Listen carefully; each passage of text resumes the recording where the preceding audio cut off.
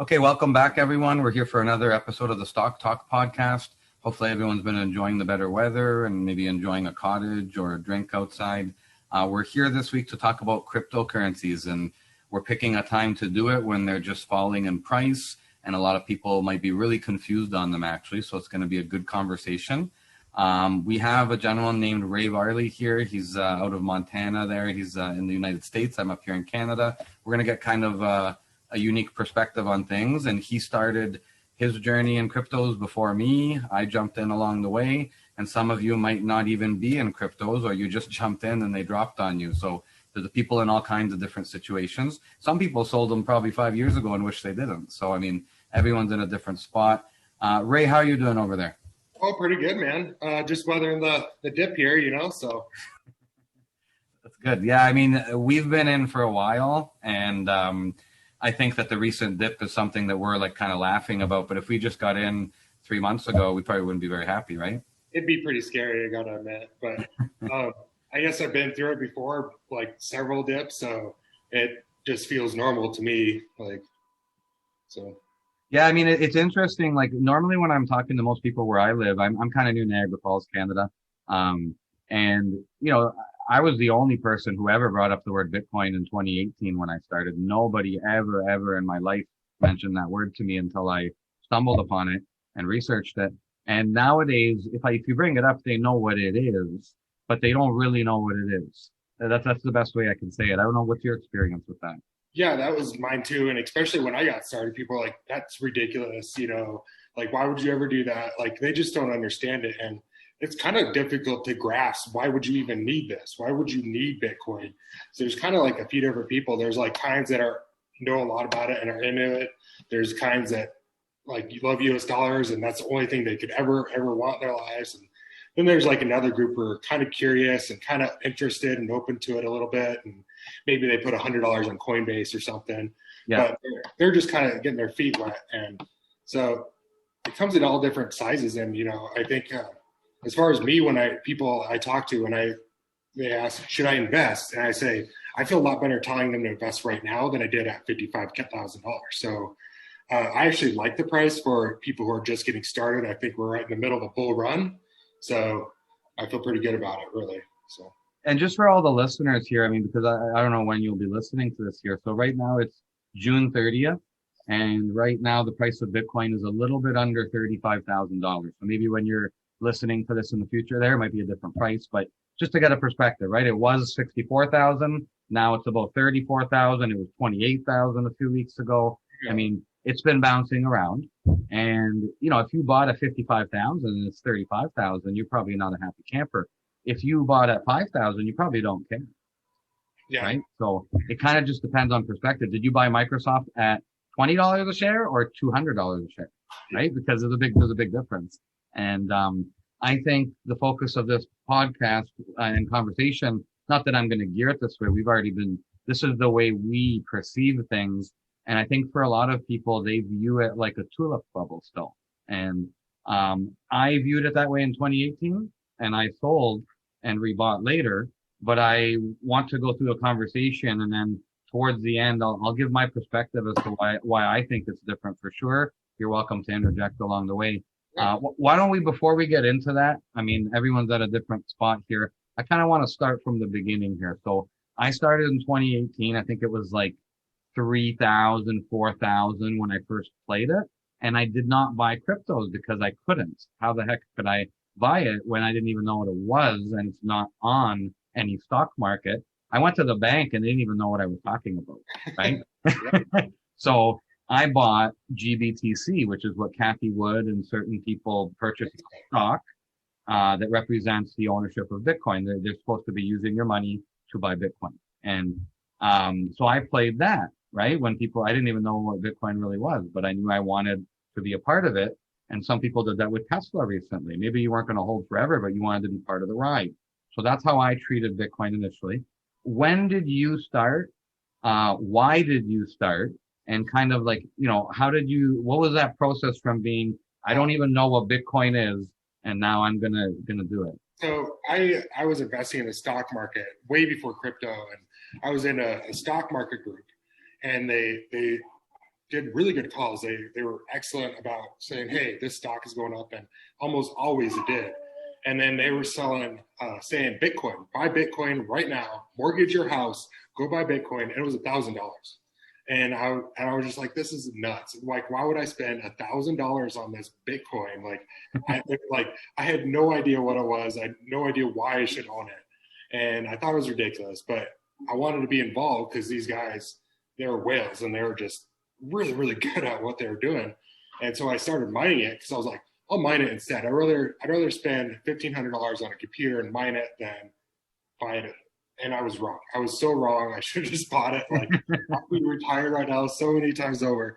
But that's how I got started and how I looked at it. And when somebody new just getting in right now and they say, hey, Bitcoin at 34K, why would I do that? Like, I get where they're coming from, because I was right there, at a certain point in my life. And it takes a lot. You have to really start looking at the space and wrapping your head around it. It takes time. It's not like something you could just overnight do. So, but that's where I started. And, I started mining and buying more and more computers, and I roll my profit over into more computers. And eventually I got into like a small operation scale, I'm sure you're going to show a couple pictures but I was, I was spending like $5,000 a month on power, to mine cryptocurrency back in the day. Now, before we go any further with that, just to backtrack a bit. So you were in a group with some folks. Were they your personal friends, or you just kind of? A few of them were personal friends, and that's how I got into the group in the first place. Like a buddy of mine, he actually kind of got me started investing in the first place, kind of opened my eyes to it. And he invited me to a couple of these groups, and they were just people, on Facebook, much like us. I've never met before, but we had conversations regularly, and, just kind of get to know them over time. And, you go in with your really cautious, but then, they make one call and you're like, all right, well, now I'll put a little bit in the next one, and that one's good, and that one's good, and then that one's good. And you got a bad one and everybody's mad. Then they got good ones again, So that's basically how I knew these people. So it's funny because so many, as you ask these questions, you run into people that have all these unique stories. And I mean, that's a unique one right there too. Everyone has their own rabbit hole where they discovered it. I just found out through the stock market channel on the news, in 2018. But a good friend of mine, his brother, I believe, had purchased some, and some of their relatives or friends, a couple people had kind of bought some. I think it was $200 still Bitcoin they purchased. I think, I don't know, one of them bought 20 of them, and like they bought a bunch of them, right? Because to go and put in, $500 or $1,000 wasn't that big of a deal back then, right? And, I remember that one of them didn't buy it, and now years later, even when I went to 19,000, they regretted it. Now I went to 64,000. And the problem is that even those original folks that I'm speaking of who bought it, they didn't hold all the way till today either. Some of them might have, but some of them didn't, because part of the discussion we want to go over is it's a wild ride. I mean, this is not Visa, this is not Microsoft, and even they're pretty wild during a market dip, right? Like the COVID dip. But it's no contest with cryptos. Was that new to you? When you got in at 1,000 and it went to 19,000, did you just hold? Well, I remember seeing it at 4,500, and I was like, this is ridiculous. It can't keep going up. There's no way it's going higher than this. Like, there's no way, because it had already been rising. And it's just different. It's way different. If you're going to be in an asset class like this, that's going to go up 20 times in a year. But it's also going to drop 80%, at the end of the ride. And so you just kind of got to be prepared that, hey, there's great gains to be had, but there's also big losses. But, if you just hold it year over year over year, the gains are right there, and it's money, man. Like, you just buy it. I tell people to call it dollar cost average, because most people can't really, at least in my experience, and myself included, I can't really, day trade accurately. I thought I could once upon a time. I was terrible at it. Very tricky. It's difficult. It's super hard to do. People who could do it, they're 1 in a million, in my opinion, and they're so good at what they do. I just wasn't. So, you just kind of got to get an investment strategy that works for you. And for me, it's I'm really good at finding like longer term trends, months, years, and Bitcoin it has followed its trend so well every single year. It's like, and you just gotta, get all this FUD out of your hair, all this fear, uncertainty, doubt. It's going to nothing now. There's people saying it'll be $0, and maybe it will, maybe they're right. I'm not investing my house. I'm not, remortgaging my house to do it, but I have some money in there, and it's done really, really well for me. And I just bought this dip. I was taking my paychecks and like, all right, yeah, I don't need to pay these bills right now. I could buy some more Bitcoin, or whatever I buy. So I think that's the right way to do it, especially when it's down.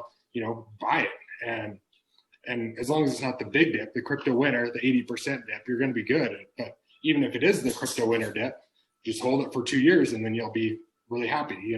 So hold it and gain interest on it. Well, that's new. That's fairly new, actually.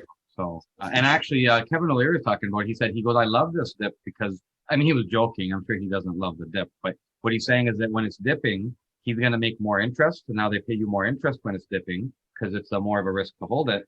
And he goes, ultimately, it's going to go up anyway. So I just get more interest along the way, right?" Well, he's right, and rich people love assets when they dip. Like, if you want to be wealthy, don't ask your poor friend how to become wealthy. Ask a wealthy person how to be wealthy, right? And so, they do really well buying the dip and, holding through this kind of stuff, or they'll go buy the assets that are on sale, Bitcoin in this instance, or, when oil like took a big dip, they're the ones buying refineries or buying, large contracts. That's what they're doing. And everybody else is freaking out and selling. They're the ones buying. So, kind of got to just see what they're doing. That's what I try to do anyway. So. Well, right here over my right shoulder, we have the best guy ever, right? Warren Buffett right here. So he's talking about what you're talking about. But now here's the thing. Most people would say, why the heck is Ray saying that Bitcoin is like that? Because that's, he's talking about Microsoft. But I think what people don't realize is, because if someone's hearing you talk or me talk, they might say, oh, look, he just assumes he's going to buy it and it's going to go up. But why? Why does he assume that? And they don't know the why. If they don't understand what you said, then they don't know why, because it's not the first time it's done this. Prior to you getting in, by the way, did you look at what it did in 2012? There was a point where it went from 100 to, I believe, 1200. This was the 2012 to 2016 rally. And then it went to 400. But if you started at 100 and you landed at 4, that's 400% gain still, even though it was 1200%. And that's the perspective I'm looking at, is you can't get to 400 unless you let the 1200 go away. Yeah. Right? Because when are you going to sell? Would you have sold at 150? Like, would you have even held longer? And I think that's part of the conversation I want to go into now is, to try and time something like this is difficult.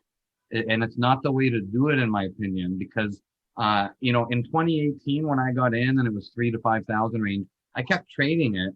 And then I said, it just keeps going up. So I said to myself, why am I trading it when I can just hold it for a while? And when it goes on some bananas rally, take some profits, it'll dip in some manner and I'll buy it again. But I wasn't trying to trade it in a daily fashion. I love what you just said. Take profits. I love taking profits. Everybody should do it. Nobody got poor by taking profits. So, that's exactly what you should do. Especially, I try to wait till the big runs. Like, I sold some at 55K on the way up. I didn't sell a lot. I sold like 10% of my stash. And, if it kept going up, great. I still had 90% of what I had, But if it dips like it did, then I could buy more. And now I have even more Bitcoin, and I still think it's going up longer term. So I was really happy because I have more Bitcoin now than before I started. So that's 100% the way to do it, in my opinion. Take profits at different levels. You don't have to sell it all at 55, or you don't have to wait till $300,000 is bull run if it ever gets there. Take it all along the way, and then you're happy when you're done. And I definitely think it's going to run up more, and then it's going to dip hard again, and everybody's going to say it's crashing, it's going away for forever. I don't think that's true. I think it's just the life cycle of Bitcoin. And you talked about, why will it come back? You also mentioned the tulip bubble. I think this is a little bit different than the tulip bubble now at this point, because it's been going on for over a decade. The tulip bubble did not last a decade. That was like 2 years, because why it didn't last so long? because then they just planted more and grew it. Like, so the supply was not limited, right?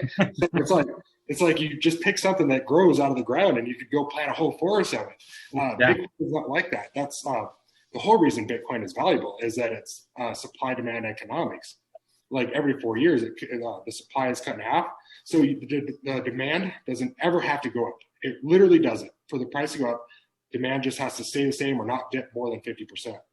So, and then if it dips 50%, then the price just stays the same year over year. So, well, you know what? That's a good segue into this chart I want to pull up, because a lot of people might never, you're going to be very familiar with this. So, this is just a chart for Bitcoin, and it only goes up to 2019. I just want to point that out. It only goes up to 2019, but that's okay. That's okay, because you'll see here. So this is the rally I was talking about here. There was an initial rally here where it went up to, where did it go here? Actually, this was before the one I was talking about. Here it went up towards $50 or $60, and it started down towards $0, and it went up to $50 or $60.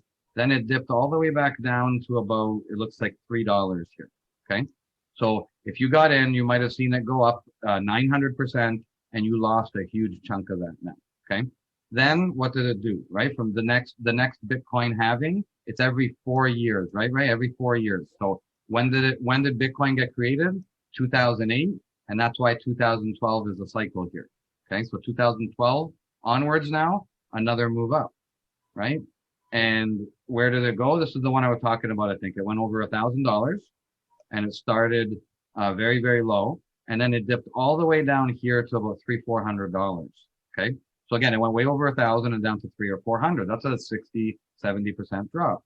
Then what did it do? Now in 2015, going towards the 2016 halving every 4 years, right? Then it goes up again, and it goes from, what is this here? Probably the $400 range. It went all the way up to about, oh my goodness. So this one I went to 19,000, right? 19,000. So that one went from hundreds to 19,000. Then it dipped to about 4,000. Okay, that's not even showing it on the chart. It came all the way down to about 4,000. From 4,000, now it went up to 64K recently, right? That's what it went up to recently. So that's why Ray is saying, and I am saying, when these crashes happen, and for anyone listening, I'm just showing the Bitcoin chart, and it went up like a staircase. So it swung up, it swung down less. It swung up, it swung down less. It's just taking a staircase pattern to the upside. And I think what me and Ray are saying is, from COVID onwards, we took a staircase move up. We've come down now. We still expect this to continue higher in the coming years, even if it dips lower in the coming months. And I'm showing a chart showing that this has already happened 4 times in a row.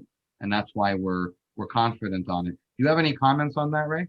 Yeah, and I mean, it's also important to note that even those previous runs up that you showed, they had large dips. Like several of them had like 40-50% dips on the way up, and then they kept going up.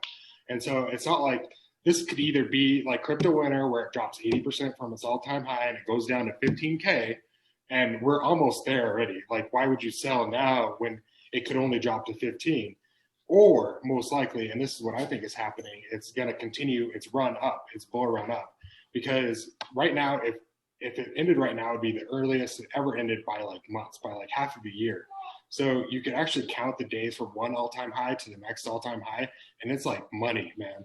And that shouldn't happen till November, December, really, this year. So it'd be really weird if it stopped this early. So, and what you're saying, so the swings are getting less severe, and that's just because we're finding the right price, correct?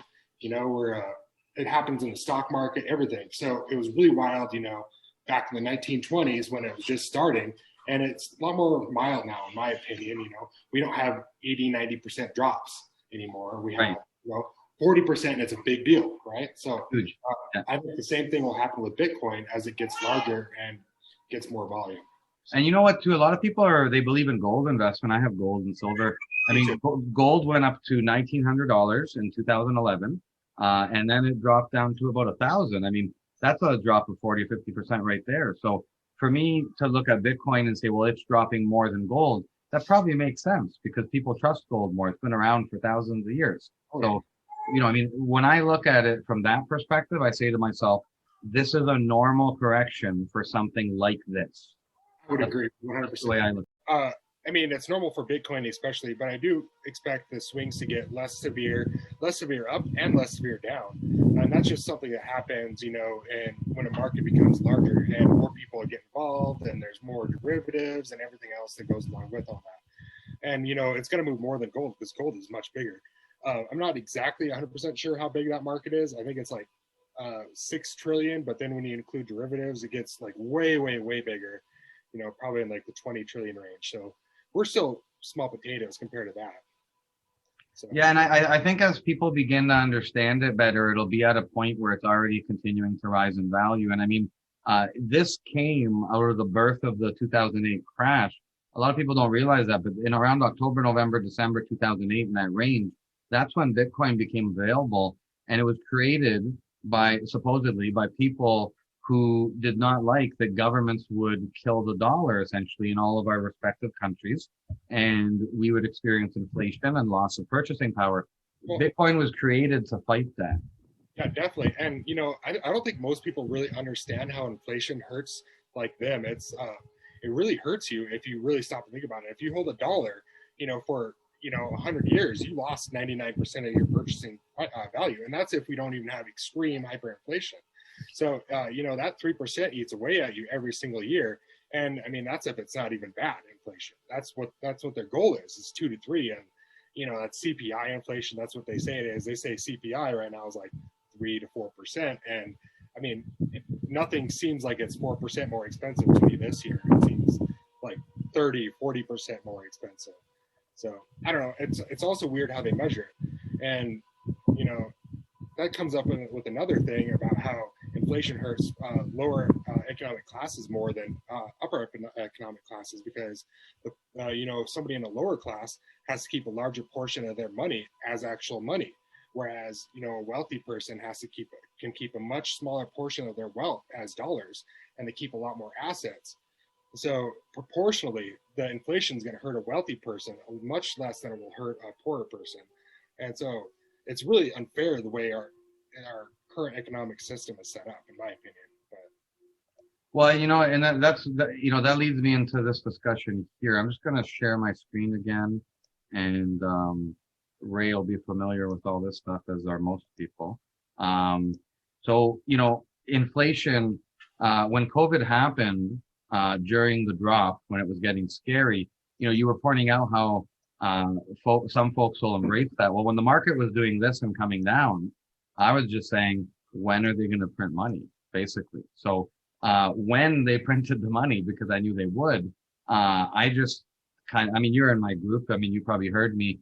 I recommended that. I said, buy anything, essentially, other than, a cruise line or a BP oil or something, but buy any quality stock that's not impacted by COVID, buy gold, buy Bitcoin, buy real estate, buy rookie cards, buy anything that is of value and that will be, and this is why, Ray, because $2 trillion of stimulus in 2008, they weren't printing trillions at once. It was hundreds of billions. This is double or triple the initial bailout.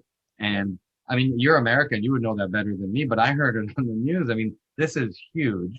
And then if you go forward now, Biden did another 1.9 trillion, and he wants another 2 trillion for infrastructure. Now, I don't want to seem like I'm judging your presidents. I mean, they need to do this. We're on the same page here. Yeah, there's. I'm not judging, but the results of doing this. Well, what's the results of doing that? This is a chart for the DXY, the U.S. dollar index. If you follow my group, I've posted about it. So this is just a monthly chart, and it goes from 1986 onwards. Okay, so what this represents when interest rates started dropping onwards. Okay, so what happened here is that the dollar started dropping after the interest rates peaked. This is my black line. I'm just drawing for the listeners. I'm drawing a downtrend from 1986 to 1989. The dollar dropped immensely in value. If you look, Ray, it was at 130 and it dropped down to 85. I mean, on a value scale. And then what did it do? It went up, it went down, but in a downwards direction overall. It still continued going down. Then it went up for a period of time, but I'm going to continue drawing this, Ray. And I mean, you tell me what you see here. Overall, what's happening is it's just going down. And that's what you're talking about is you can focus on these portions of time, such as in the mid 90s, where the dollar rose for several years. That's fine, but it just led to an even bigger downfall when George Bush took over and the housing bubble happened. So now I think COVID's going to cause the next leg down, and I think they're going to print their way out of it to make your economy and the global economy do better for years to come. That's exactly what I expect to happen, and I'm sure will happen 100%. There really is no way out of this except for to print more money and then eventually lower interest rates again. They talked about raising the interest rates, years ahead of time, and the market freaked out. They're in a state where they can't ever actually make a positive move to strengthen the dollar. Like, it's always going to be a downward trend until the ride stops. That could be 100 years from now, or that could be 10 years from now. I don't think it's tomorrow for sure. But at some point, like, they're going to get to a point where they can't actually lower interest rates anymore and print more money, because people, it's just funny money at that point. You'll be Venezuela, where you bring a wheelbarrow full of money to go buy a loaf of bread. And so that's actually why I think the Fed will do a digital dollar, by the way. I know that's maybe not where you wanted to go, but I think they will, because then they can control actual negative real interest rates, because right now they can't really do that because they don't really have access to your bank account. But if they have like a digital dollar, they could say, hey, every month, we're going to take 1% of your money away. So they can actually stimulate people to use their money and purchase things and stimulate the economy that way. So I think what you're discussing is, I think a lot of people own cryptos because it brings financial freedom. And a lot of people, if you live in China, they're taking away your financial freedom. And, there's things happening where people kind of feel like, hey, we don't have control over anything the government does other than giving our votes, but they do what they need to do at the end of the day. And we experience inflation. Don't stop me from fighting that. Yeah, exactly. Right? And you mentioned another country, but I mean, this is the granddaddy of them all. This is Zimbabwe. I own $100 trillion bill, right? You're rich. I'm rich, right?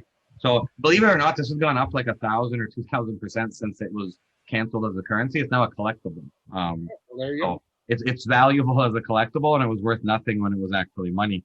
Here's the thing too. I brought up that article while you were talking about Jerome Powell from the Federal Reserve saying we're going to hike interest rates sooner, and everyone freaked out. And if you followed my groups, like I posted, I said people don't read the article; they just read the headline. And I'll show this to you. You already know because you said it. So this is the SPX here, and this is really zoomed in on a daily chart. I'm going to go and I'm going to do a monthly chart, okay? And I'm going to zoom out, and I'm going to show you, if you look at the bottom, okay? So this is the chart from 2015 onwards, and every candle on my screen is a month. I'm just showing a big uptrend in the market, folks. You can't even see the dips when it's a monthly chart. It's just a big uptrend from 2015 onwards. And when you're looking at this, I'm showing on my screen where 2023 is and where 2024 is, okay? So right here in 2021 recently, Jerome Powell said they're going to raise interest rates sooner than expected, right? So people said, oh my goodness, the market's going to crash, right? The dollar is going to go to the moon. And I said to them, but when is he raising rates? He was going to raise them in 2024, which I'm showing on the chart here. And now he's saying he's going to raise them in 2023. That's at least a year and a half away, if not 2 years away. So what do people think is going to happen? Is the market just going to drop off a cliff for the next year and a half? They're still printing money. Like, you live in America, I don't know, you or people around you must still be getting checks. And it's not even done printing money yet. Biden will get infrastructure. It's a prudent, good thing for a president to do new things. So I'm not judging it. It's going to happen. Why would you bet against the market, and why would you bet in favor of the dollar right now on a long-term perspective? That article, that news from the Federal Reserve, people interpreted it backwards. Completely agree. 100% agree. I'm still doing the exact opposite. And I mean, you brought up something like checks, and I think they're good for really struggling families because they're struggling and they need help. But my biggest problem is that if they print $2 trillion, they could give every person in America paying taxes 20 grand, and that'll fix everybody's problem. But that's not what they do with it. They, give a small 5% to the people, and then they give it all to their buddies, and they get rich, and so they don't care that they're inflated away because they're getting all this money from the government. And, you know, I know a lot of it does go to projects that are actually valuable. You know, we have a big infrastructure issue in our country. I'm sure you guys do too. But, you know, it's also a lack of governing correctly, because they'll do things like pass bills to fix roads, and then they'll use the money not to fix the roads. They'll literally use it to do something else. And then 3 years later, like, oh, our roads are in shambles. I have no idea why. We need more money. And like, it's just kind of this like never ending cycle of BS. And it's just really funny to me because you can't do anything but laugh, because there's nothing I could do to fix it really, other than vote one way. But it's not like one party is actually that much better than the other party, you know. So you're always going to have problems no matter what. I mean, at the end of the day, they can't make everybody happy. That's just the reality of it. If you are a business owner, you can't make everyone happy either. So it's very difficult anyways. But when you're controlling hundreds of millions of people, it's impossible. Nobody's good. Everybody can't agree. We can't even agree on whether we should wear masks or vaccinate. Little simple things, you know. So it's just. I know. That's just life, right? That's just life. So now, what I want to get into here, we kind of went through cryptos with you, and thanks for sharing your experience, because you have a different viewpoint than someone else might, and it's nice to hear that. You talked about how you started off mining cryptos, and you sent me some pictures, and I'll show people. And, you found a site where you were able to do mining and everything and set up some machines. Probably had to redo all your electrical and call 5 electricians. Why don't we, I'm going to pull up some pictures here. Why don't you tell us kind of, what your experience was like in mining, and maybe what I'm showing to the folks here in terms of, what happened here? How did this project go?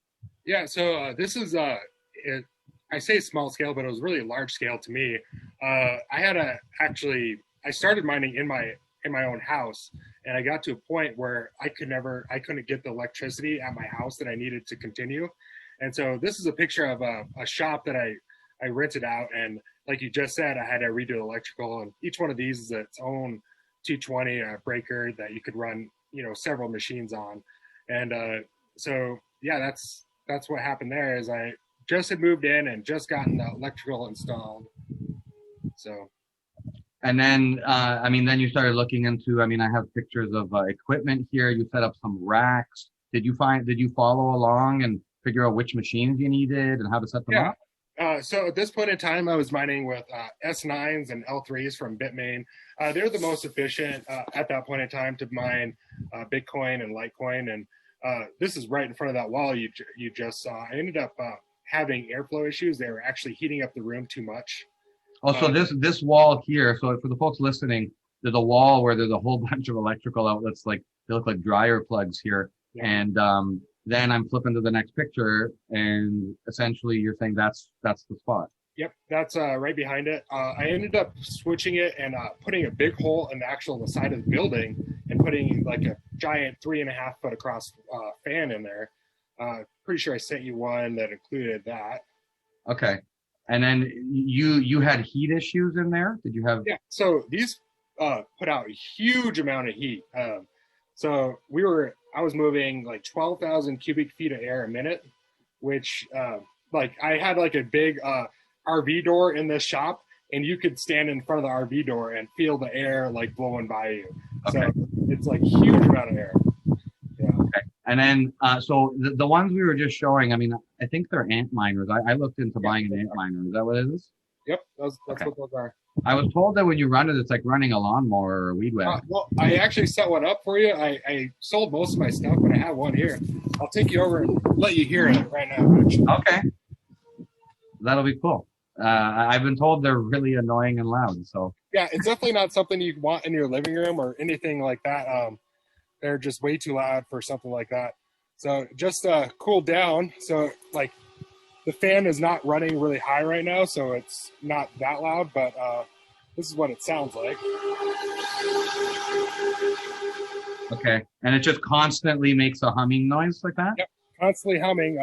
It was like 80 decibels in my shop, so that's pretty loud. That's like you had to wear hearing protection in there. And it's just from all these little computer fans that are like, 4 inches across running.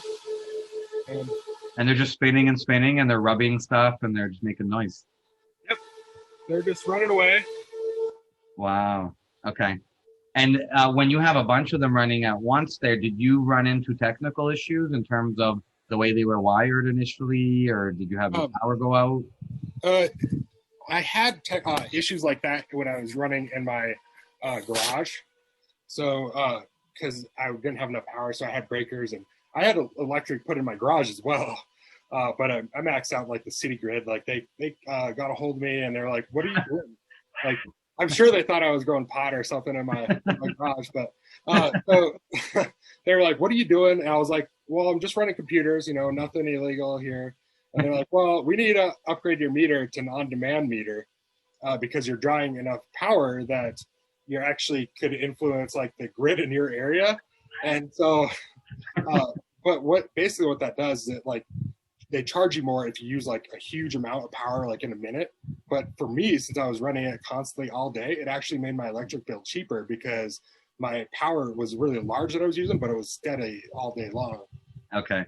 It was actually ended up being a good thing, but yeah, I had to pay for a new power meter and stuff that like ping them every 15 minutes with my power usage. So, and I mean, this kind of gets into discussions how, you know, recently, you know, Elon Musk bought into the crypto market, and as we all know, he made the market go up quite a bit, and then he made the market go down quite a bit afterwards. I mean, I know he gets a lot of credit for it, and I'm sure he did some of it, but I think honestly, I was waiting for a dip for a long time. Like I couldn't believe we went way too long without any sort of correction. Like when when you run from 9 to 64K without, so much of a 15% pullback, there's an issue there. Like it needs to drop. A healthy market should, it should pull back 30% and then continue up. Right. I think that's basically what happened. I agree. Yeah. I'm actually going to show the chart here. So for the listeners, I just pulled up a Bitcoin chart starting from after the COVID drop, and it was around $4,000 down here. And it went up to $64,000. But when did Elon Musk get it, right? So I always point out what I call the Elon Musk candle, because that's what it is, right? So you see this, the biggest candle on the screen here, this green one? That's when Elon Musk announced that he was buying Bitcoin. So it was around 38,000 or 37,000. And then it shot all the way up to 60,000. What Ray's saying, and what I believe is true too, is it was probably going to 60,000 anyways. Maybe it got there quicker. Right? But I mean, it was going in that trajectory anyways. And even today, most people, whether it's Kevin O'Leary, Kathy Wood, even Jim Cramer, they do feel it'll go to 100,000, whether it happens this year or next year, is what most people are kind of thinking. So, when you're looking at it from this perspective, I think this is what I told people. So let me zoom back out here. So there's a tool here, there's a ruler where I can measure from the bottom all the way up to the top. Okay, so let's go up to when Elon got in. Okay, it was around 38, 39,000. Bitcoin had already gone up over 1,000% at that point. Okay, without Elon, it went up 1,000%. How much did it go up after Elon got in? So let's go from the bottom of this green candle to the top here. It went up. Oh, sorry. Let me do the measurement tool again. So from the bottom of this candle to the top here, Elon caused a bump of 67% potentially that it went up. It had already gone up 1,000% before him though. And that's what I like to point out to people is that, even when he didn't have any, it was already going up. He just added on to the fuel. So that's the way I look at that. Right? I agree. And I mean, but you also had like other large businesses doing things like MicroStrategies before him, buying in at in the 9,000 range. So like I just think it's a natural progression. When you have a solid asset that performs well year over year, I mean, it does have down years, but when the average is 180% a year over year, when you look at it like that, of course, businesses are going to start using it.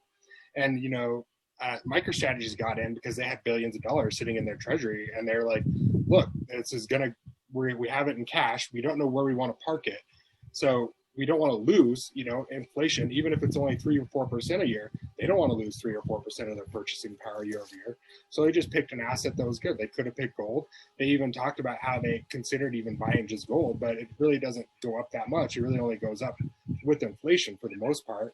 So basically they just stay neutral, but Bitcoin does really well. So as long as it doesn't go, bust completely and go to zero, they're going to do well. I guess that's a gamble they're willing to take. So. Well, and I wanted to give my thought on cryptos as well, because I'm just going to share the screen again here. This is a video of me back in 2018, just to show people that they had these machines here. This is a Bitcoin ATM, and you can see me putting $100 bills in there. And back then, if you didn't want to go through some weird process of wiring money to Asia, to open an account or something, this is your only option kind of to get real Bitcoin. So I did it, but I didn't even want to. I just did it for show. And, you had to go to I went to a convenience store to buy some cryptos. And that's not the right way to do it. So the way I see it is that back then I had to go to a convenience store and use a weird machine. Well, that's convenient. No, it wasn't. It was pretty convenient actually. But they took a big fee because you had no choice. You can't buy it anywhere else. And then the other option was I went to my bank in 2018 and I said, I would like to send money to this bank, this account number. And it was some Japanese account number for a company that I was opening an account with, right? Even to me, it sounded weird. I said, really? I have to send this to like Japan or something? I said, I don't even know what's going on here. But it was the only way in. And I did it. But when I went to the bank, they looked at me as if I was a fool, essentially. And they said, well, we don't recommend this. If anything happens, we're not covering you. Your money is lost. And then I said, okay, no problem. I said, I would still like to do it. And she said, okay, well, hold on. Let me go talk to my superior now. And she went to go, they had a team meeting. They were having a huddle and they were saying, basically, I think what they were saying is, we don't want to be responsible if this guy loses his money. This could be a scam. And I still ended up going through it. But think about that. Like most people would have left the bank. Like, yeah, they'd be like, give me my money. I'm leaving. So I did it. I still did it, but that's so let's compare that to now. Okay. I actually had a similar experience too. So when I was first buying mining equipment, I did a wire transfer from my local bank to one in China. Sichuan, China is where it ended up.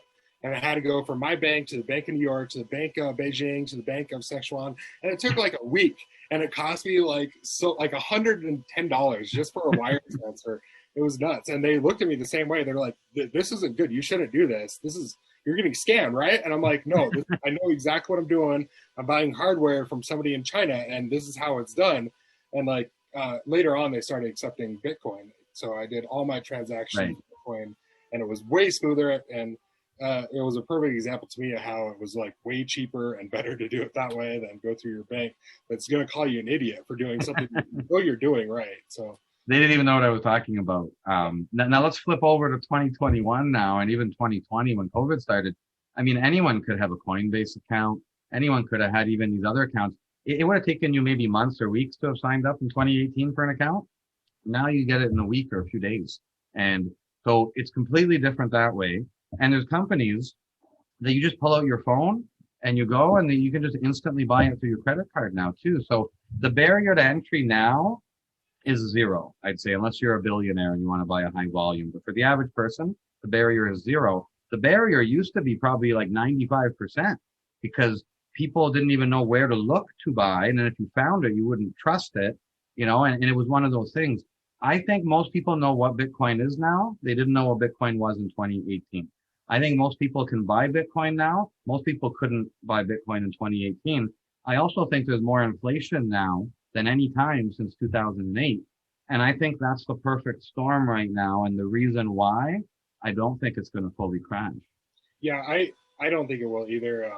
I think inflation will definitely help. Obviously, it's got to help any asset, not only Bitcoin, all assets, like you said, gold and stuff, which I also own for literally the exact same reason I own Bitcoin is the finite supply. And even though they mine more, they mine it at a much lesser rate than they used to because it's harder to get. And so it's actually kind of similar to Bitcoin, where the inflation rate decreases. Also because there's just more of it around. So when they mine a smaller amount and there's more of it, it's a smaller percentage of inflation, similar to Bitcoin, actually. Well, I wanted to point this out too. I mean, for someone listening, I'm not saying to go buy Bitcoin and it'll be worth more next month. I don't know anything about that. But what I'm saying is, it's going to end up being over 40,000 again. It's probably going to end up being over 64,000 again. I can't promise you that it's going to be this year or even next year because I can't control that. But my best guess would be it will be this year or next year. That's my best guess. Mine too. Right. So, but on a long-term perspective, I just feel that it will be worth six figures. because I do not feel the dollar will strengthen for years to come. I just don't think that's possible. And right now the dollar's in a rally. Everyone's getting a bit scared, and you'll see gold values dropping, Bitcoin dropping. I think that's short term in nature. And I think that most people won't realize it until it's too late and the price is back up over 50,000. That's what I think. But I completely agree. And it goes back to something, I have friends, who invest in other things, and they're really wanting to invest in Bitcoin at 55,000. But now they're like they're way less sure about it. It's just so funny. I saw a cartoon and it had like two lines of people, one for Bitcoin at 65K and it was full of people, and then one for Bitcoin at 30K and it was empty. It just goes back to like how people act, and the fear that people get when their money is on the line. I think we'll talk about this right before you started recording, but how money essentially is time, because you go work for somebody, you give up your time, and then you get money in return. So time, like money, is actually the same thing as time. So when you lose money, you lost time, and that really hits people home and like hard. And so it's hard to get your like emotions out of investing, because your emotions don't belong in investing at all. Any professional will tell you that. So it's really hard to control your emotions, and it's really necessary if you want to be a good investor, long term. So. Well, and I'll be honest with you, I had friends and family and people approach me, especially when I went over 50,000, right? I mean, after Elon Musk, after a week later, I went over 50,000. I had people from high school messaging me that I haven't talked to in years. I had all these people messaging me, and they're like, should I buy some? And I don't want to tell anyone to do anything. But what I said is, if I didn't own any cryptos right now, I said, I'd probably put in 25 or 50% of my position. I said, I would not put in 100%. I said, so I wouldn't advise either. No, like when Elon pumped the price up to 50,000 there, I said, okay, it's probably going to go higher. I said, but it's going to be a wild ride. And I said to them, if you buy some, I said, and then it drops, I said, wonderful. I said, buy more in the 30s. I told them it would go into the 30s if it dropped. I said, maybe even the 20s, who knows? And I said to them, you could then buy the dips. But they aren't doing that because it's not Microsoft, and they don't really believe in it. So it's one of those, I say it's a general term. Some people are doing it, like you're doing it, but I think the average person, no chance they're doing it. And it's very, very difficult. And, I remember telling them, did you buy any at 50 something? Did you get your 25% position? No, I didn't, right? Because then they were scared it was going to drop. I said, okay, well then if it drops, I get great. I go, you have more money to put in, right? Then it tanks and it drops. And I messaged the same people. I said, well, if you grab some Ethereum at 1,800, I go, it might drop more. I go, but you could grab some. They haven't grabbed anything, right?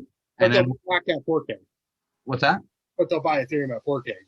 Well, the problem is going to be I know I'm going to get messages from these people when Ethereum goes to 3,000 or 4,000, and they're going to be like, damn, it already turned around. Did I miss it? And I just know that's going to happen. And if you don't have the right game plan in here, it's not going to work in real life. It's just not going to work. Yeah, you need to have a plan, and you need to be able to stick with it. And that's easier said than done, when you're not in the thick of it. When, you don't own it at 60 and it's on its way down, it's much easier to be like, oh, yeah, you just hold it when you don't own any and you're not seeing your time going away. Yeah. So it's really easy to say it, if you have our mindset. Most people don't, and it's really difficult to do that. But, just invest a small amount. You don't have to invest 25%. You can invest 5% or 1%. I mean, just get some, and then it'll make it easier for you to get to 2%. You don't have to do it all in one. And I don't think that's the right way anyways, because I'm a big fan of dollar cost averaging for myself as well. So that's what I tell everybody is the best way. Dollar cost average, just buy a little bit every paycheck or every month or every other month, or put a little in cash, for when it does dip, and then only buy the dips, something like that. That's one of my favorite ways, is just save up cash until it dips. If you buy on Coinbase or any others, they also offer like interest on a lot of stable coins. Like you can get like 8 to 12% on stable coins now. And so why not just put it into a stable coin like US dollar coin, and then when it does dip, then buy Bitcoin with it, or then buy whatever other coin you want to buy. There's a lot of other good projects. So that's a good way. That's another strategy I've been telling people to do. because I feel hard, like you said, it's hard to say, yeah, buy it. Because then if it does dip, you're like, they're really mad at you. It's all your fault then for telling people to buy. So I just tell people what I do because it's what I'm doing. Like, so, and then if you want to follow it, cool. I think you'll probably make money. That's why I'm doing it. So. And at the end of the day, that's all you can do, because I know people that bought because of me and they were giving me credit. And I said, no. I said, like, you're welcome, I guess. But I said, it's going to be a wild ride. And so, and right now it is a wild ride. So it's kind of one of those things. And here's the way I look at it. Some people listening right now might be saying, oh, these crypto guys are talking crypto. I'm not a crypto person. And it's not about that. I mean, I recently in my group purchased AMD. Okay. AMD had dropped and they couldn't make enough chips. And I said, I bought with you. Oh, did you? You followed me? Okay. Oh, yeah, it's down a little bit. I doubled down on it, and it's still down like 3 or 4% or something. But since I doubled down, it came back up a little bit. Yeah, it's climbing again. Yeah. So like right now it's in the 90s. So I was recommending it at like $82 or 85, somewhere like that. But now it's in the 90s because the analyst upgraded it. I didn't know when the analyst would upgrade it, but I know AMD is not going out of business. They're one of the top chip producers on earth. They're going to figure it out. And I remember saying lumber prices would drop. They're dropping them. And at the end of the day, that's the same mindset we're using for Bitcoin. It's no different. Visa and MasterCard dropped in January. I posted in my group. Hopefully you followed me. They shot up immediately because there's just a game plan that you can use. And with Bitcoin, it might not be immediately that it jumps up like Visa, but it's the same logic if you have patience. Yeah. I actually didn't buy those because I was buying crypto in January. But when you mentioned AMD, I was not buying crypto. I was getting out of crypto at that point, like just in a small scale. So I was like, all right, got to put my money somewhere. So stocks is the other place I like to put my money. I think. And if you spread your money out, I recommended AMD. There was BP Oil. There was a few other ones. As GDX went up for gold. It's a balancing act. Yeah. And at the end of the day, I'm using the Warren Buffett approach right behind me here, and I'm value investing in what I feel is an intelligent way because I understand inflation and I have a certain opinion on that. So, when you're thinking about Bitcoin, it's not this tulip thing. It's not a Wayne Gretzky rookie card. It's just, it's inflation, no differently than, I don't know, my cell phone cost me $1,200. I mean, everything is expensive, and I want to be able to manage inflation. That's basically what it comes down to. And I mean, inflation helps. I don't think inflation is the only reason why crypto is valuable. Otherwise, it would be going up 4% a year, right? It wouldn't be going up hundreds of percent a year. The biggest thing that I think crypto does is that it manages its supply and demand equation in a good way. It just cuts supply every 4 years, so it manages its supply demand, and then so the supply gets cut, so price goes up, and maybe it should go up 400% because the supply got cut. But then demand goes up because people see it and they're like, oh my God, I gotta buy it. So demand actually goes up on top of supply being cut. So it causes like this crazy jump. And then people all realize, hey, it's overvalued. So the price goes back down to where it probably should be, somewhere in the middle. And it goes on its ride again, 2 years later, it starts again. So. And the one thing we didn't mention, I mean, I guess maybe we know this so well, right? I don't even mention it sometimes. For anyone who's newer to cryptos, every 4 years, why is there a cycle? Every 4 years, what they do is, okay, we're going to let you, all the miners, here's how many Bitcoins you can try to mine, right? Well, in 4 years, we're going to give you half as many now. You're going to fight for half as many. In another 4 years, it'll be half again. So now it's a quarter, right? Then it'll be an eighth. Then it'll be a 16th. And it keeps doing that. So you now have more and more eyeballs on it, more and more miners fighting for half and half and half as many Bitcoins. So rarity is part of why it goes up. And I like to tell people this. OPEC reduced oil production not too long ago, making oil more rare. Well, oil went up partially because of that, partially because of inflation, and partially because people are traveling more. So that all came together, and that's why oil went up a lot more than gold. Yeah.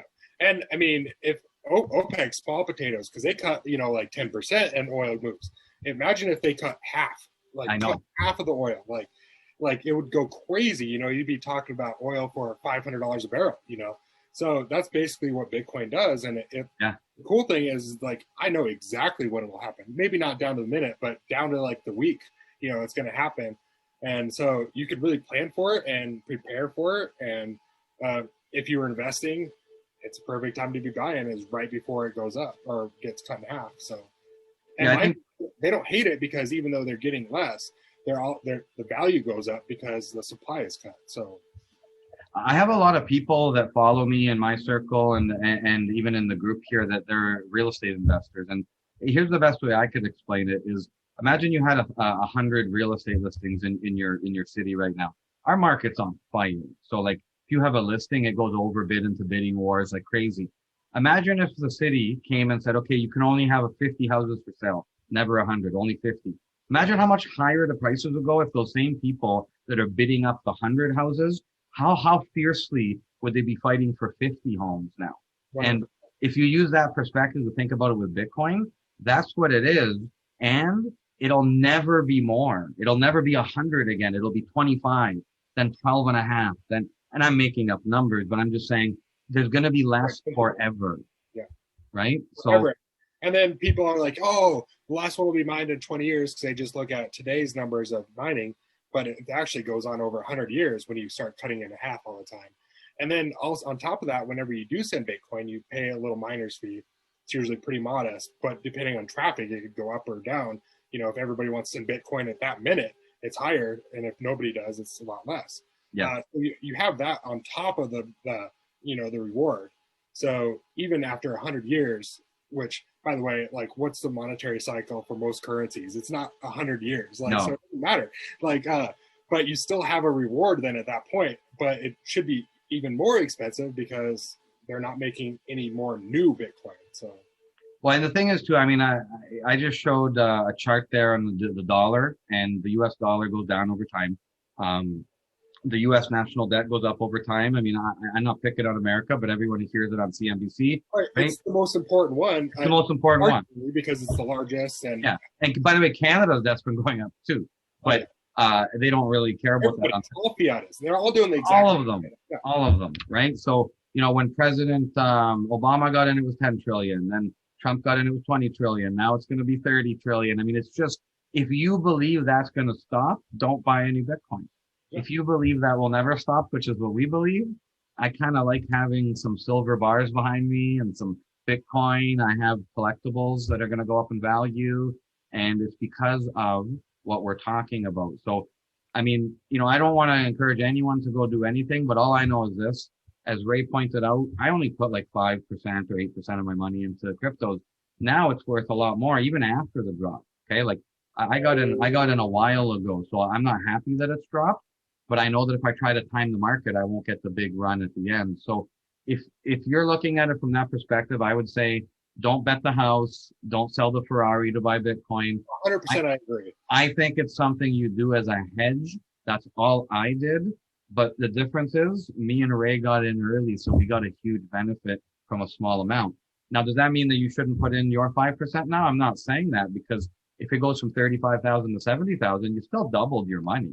It's just that we didn't pay 35,000, so we're going to make more. That's all it is. And if you invest in real estate too, there's a guy that bought real estate in 1990. You're not going to get his real estate price. You're paying today's real estate price. But I would add to that, I would be selling all of it right now if I didn't think it was going to keep going up.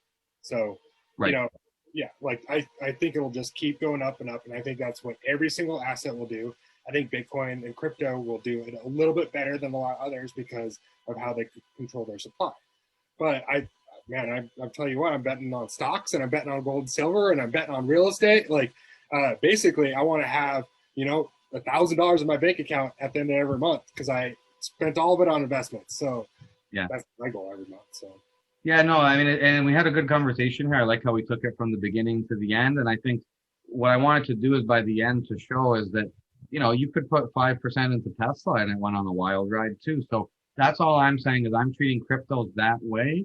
I didn't know Tesla would go to $900 either. Dude, I held Tesla for years, and I was so mad because they were done every single time they'd sell new shares. They'd be like, "All right, this is the last time. We're never doing this again." Then they do it again and again. And I was like, I sold at like right before the crazy big up, and I held it. Oh, Wow. Years. And I was so mad at myself because I was like, you know what, I'm so tired of this BS, and Yeah. I got out at exactly the wrong time. But that happens. I mean, But the people that held Bitcoin from 2018 and let it drop and they're still holding, they're up though. I mean, it's a different way of doing it in a long-term focused way. So each their own, right? You could try to get out along the way up. You're just not going to time the top.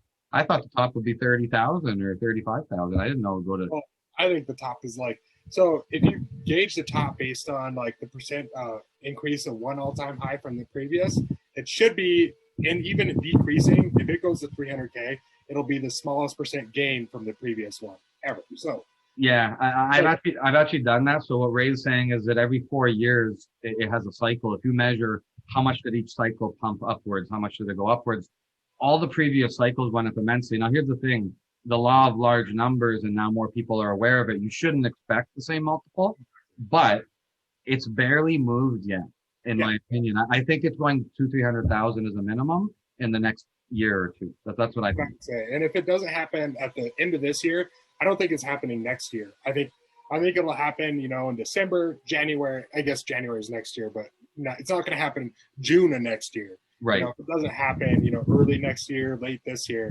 I don't think it'll happen for 3 more years as the next cycle is on its way up. So. Yeah, and when I say that too, I'm making a guess that it could happen in the next couple of years because maybe Joe Biden and other countries keep printing money and things happen. If maybe they all tighten up and the dollar, anything can happen. I'm not guaranteeing anyone anything.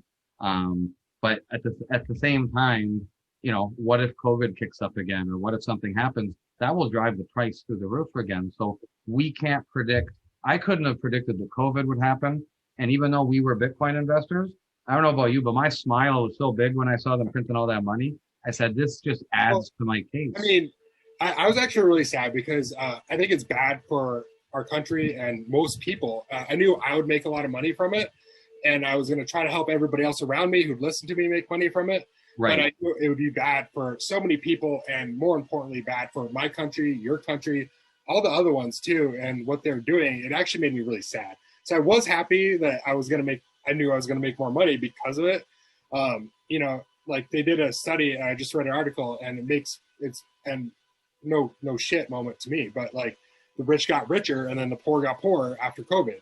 And it's because they have all the assets and the poor people don't. And it just sucks. Like it really sucks how it like influences and changes different people's lives. So yeah, like I mean, at the end of the day, it's like I'm judging something after the fact. I didn't cause the COVID drop, right? You didn't do it. Well, I didn't do it. So I was just happy because essentially I was protected, basically, right? And I felt that this would help my protection, my position. So, it is what it is. I wish there was never market crashes, and then I wouldn't have to own Bitcoin. Yeah, 100%. I could buy bonds. But I wish the government printed 1% less money every single year. Like that would make a lot more sense, and then we wouldn't have an issue, So, but that's just not the way life is. When I saw the money printing, I guess I'll relate it this way. If you live outside of New York City or Toronto and they add a subway line to your little city, your real estate's going to go up a lot. And that's the way I reacted when I heard that they were doing the money printing, right? So I've learned over the years that if you are printing money for the purpose of a Band-Aid and helping during a trauma situation, it's considered wasteful in terms of an economic perspective. And so you have inflation. That's just, you're raising the credit card balance, basically. So it's one of those things. Anyways, Ray, listen, thanks for coming out. We spent a lot of time here. You got to show us your machines there, go over a nice perspective of someone that got in even before me. And I think we covered a lot of good topics and questions that people are probably having around their dinner table or through Zoom meetings like this, right? So it's good stuff. Do you have any closing comments for anyone about anything else? No, I mean, I just hope everybody invests in either crypto or something else. Investing's for everybody. Everybody should be doing it. Whether you make, $3,000 a month and you can afford $100, every paycheck, that's what you should be doing. I think everybody should do it. And I think it's really good for everybody long-term to be investing in something. So hope they do it. That's good. Okay, well, listen, I know you're busy. You're a family man over there. You had the baby in the background. So. The baby. That's why we changed scenes here. Went outside, the baby started crying, and luckily my wife was able to take over. So, Well, listen, thanks for taking the time out, and this will be posted to the group in the coming in July here. And thanks again for taking the time out, and it was nice to connect with you again. You as well. You take care, Mike. Okay, take care. Thanks. Bye.